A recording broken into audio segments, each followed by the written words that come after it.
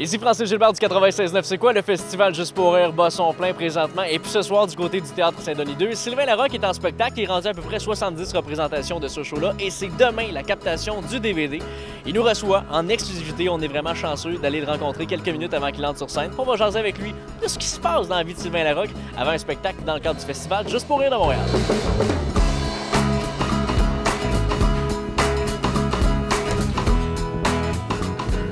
On constate ici la qualité du catering. Hein? Des vieux choux-fleurs brunis, des carottes desséchées, même pas de trempette, des chips, ça c'est la portion santé du catering, et du Pepsi. Voilà. Bienvenue chez moi.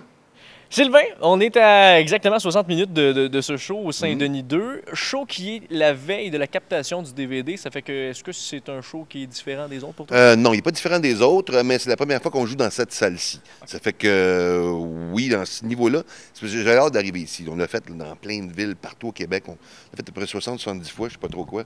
Plus que ça, même avec le rodage. Et puis là, on arrive enfin au Saint-Denis. C'était le but. J'avais hâte d'arriver ici. Ça fait que... Qu'est-ce qui a changé depuis ce show-là? Tu parles de virgule, mais au-delà de ça... Si on parle là, du début du rodage, il y a 5 numéros qui ont disparu, qui ont été remplacés. Et puis à l'intérieur des numéros restants, on a changé plusieurs affaires, travaillé l'interprétation. L'entourage aussi a beaucoup évolué. Quand au début du rodage, j'avais rien. J'avais pas rien, pas d'écran, rien. Fait que je travaillais vraiment avec des conventions, des hypothèses. On peut voir que j'ai fait quelques spectacles parce que pendant le numéro, je note, je parle au public puis je note. Fait que tu vois que... qu'on n'a pas d'imprimante. Tu vois qu'on n'est pas à notre premier show. Hein. Mais il y a un support vidéo quand même qui devient important dans le spectacle, tu vas le voir. Il y a un numéro de la langue française dans lequel le support vidéo est important. Okay. Un numéro de sexe pour intellectuels aussi, dans lequel le support visuel est important. Et puis le conseil d'administration de mes émotions, quand mes émotions discutent entre elles d'une décision à prendre, il y a aussi des extraits vidéo qui sont importants. Ça vient rajouter une deuxième dimension au show. Et ça lui donne une espèce de, les Anglais diraient un backbone, une colonne vertébrale. Tu m'as fait remarquer qu'il y avait un œil croche là-dessus. Ouais, comme moi.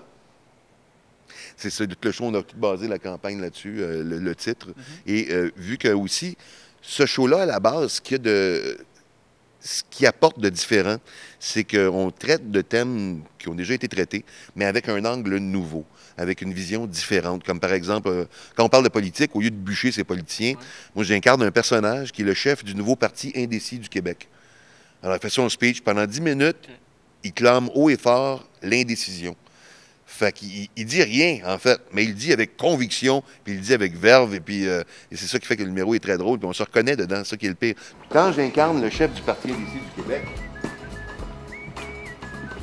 je suis dans le lutrin ici, et n'importe quel humoriste qui a un lutrin se permet de cacher des notes qui sont ici.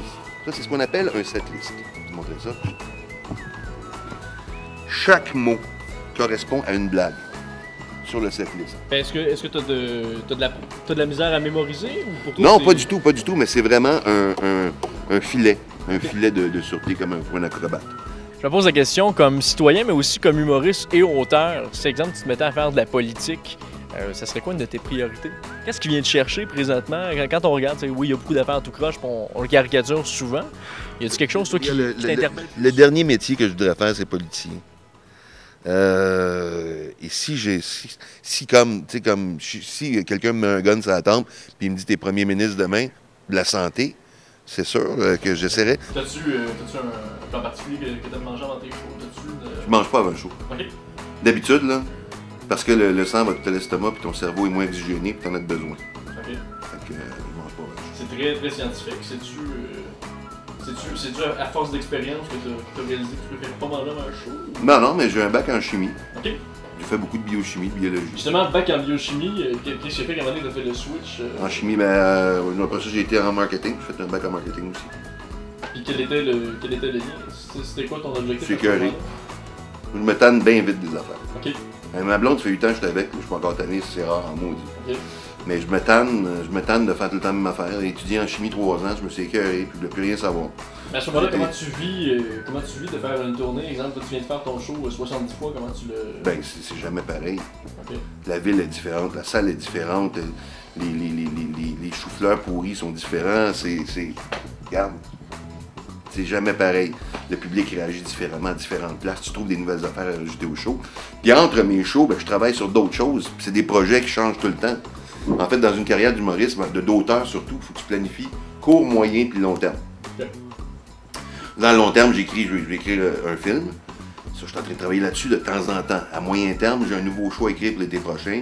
Je travaille là-dessus pas mal. Et à court terme, j'ai mon show, puis j'ai de l'écriture de gala, puis j'ai mon blog, puis j'ai mes chroniques dans le 24 heures. Mais là, ton nouveau show pour l'année prochaine? Mais c'est pas un one-man show que je vais nécessairement faire la tournée avec, mais j'ai l'intention de reprendre un personnage que je faisais à l'époque où j'animais des galas du Grand Rire avec Claude Legault. Je faisais Satan, lui il faisait Dieu. Oui. Et je veux faire un show avec Satan qui fait du stand-up pendant 1h15. Et je vais appeler ça Satan-up Comic, justement. J'ai écrit un numéro qui est une déclaration de haine que j'ai fait sur le gala Merci Morissette, dans lequel j'arrive avec des fleurs et puis j'ai une attitude d'amoureux, mais je déclare à quelqu'un que je l'ai. Les gens, si tu dis en toi-même ces choses-là, ces méchancetés-là, ils ne prendront pas. Ils vont faire comme il est bien pas fin. Mais si tu le fais en Satan, il a le droit. Les gens sont déplacés pour venir voir Satan. Il faut qu'ils s'attendent à avoir de l'humour noir. De ton côté, comment tu t'arranges pour écrire du nouveau stock? Est-ce que tu t'installes une journée et tu dis « OK, j'écris pour moi » ou t'écris, puis à un moment donné, tu regardes à qui ça va aller? Partout où je vais, je me traîne un calepin de notes. Là, il est dans mon manteau, en haut dans l'âge, mais j'ai toujours un calepin de notes sur moi. Et dès qu'il me vient une idée, je l'écris. Est-ce que tu sais à qui elle va aller? Non, à la base, c'est tout pour moi. Mais à un moment donné, tu sais, là, après, ça fait combien de temps que je fais ça? Ça fait 18 ans total que je suis sorti de l'école d'humour. J'ai peut-être 400 calepins chez nous remplis d'idées. Et, non utilisés encore. Non utilisés. Il y en a qui sont utilisés, d'autres non. Mais je passe à travers de temps en temps quand je manque d'inspiration et j'allume sur certains trucs. Et ils restent tous dans mon subconscient, mes idées, anyway. Vu que quand tu les écris, ça reste un peu plus facilement. Honnêtement, Véronique, ma productrice, me dit ça tantôt. Elle m'a dit, là, ils vont te suivre un peu dans l'âge, voir ce que tu fais avant le show. Et je me dis, j'ai dit quand même, il faut que je me trouve de quoi d'intéressant, que je m'invente un rituel parce que c'est bien plate. Moi, avant le show, là, je suis dans ma loge, je bois du Red Bull et puis je me concentre. On va te laisser. Merci. Et on t'invite à déboucher ta canette de Red Bull si tu veux devant nous. Et là? T'en as-tu? Ouais. Parce que là, à partir du moment où ça c'est ouvert, là tu t'écrases et tu focus. Médite. Cheers.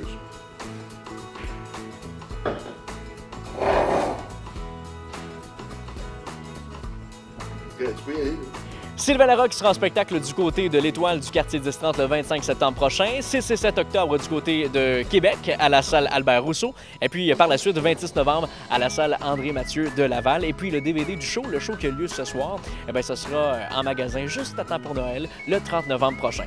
Pour le 96.9 C'est quoi? C'était Francis Gilbert.